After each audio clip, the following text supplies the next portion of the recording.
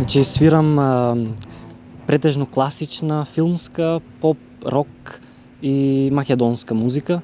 Веќе едно, не знам, 15 години на виолончело. Пред тоа имав свирев на клавир едно 7-8 години, контрабас, ама главно сега се занимавам со виолончело. Тоа ми е првиот, мислам, главен инструмент ми е виолончело сега, да. Желбата да нели музиката е доста врзана со чувства, со емоции. Нели желбата да се искажат емоции, да се предизвикат нели кај тие што слушаат, кај слушателите. Мислам дека се тргнува од тоа.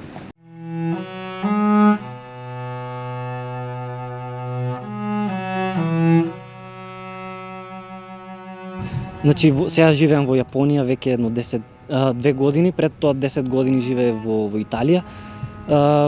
Имам настапи, фестивали,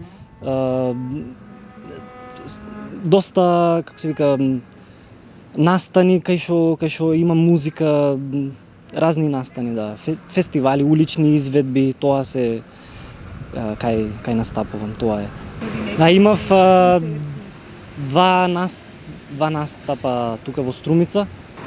Значи првиот беше, да кажеме, мој настап концерт кај што си имав публика покането, вториот беше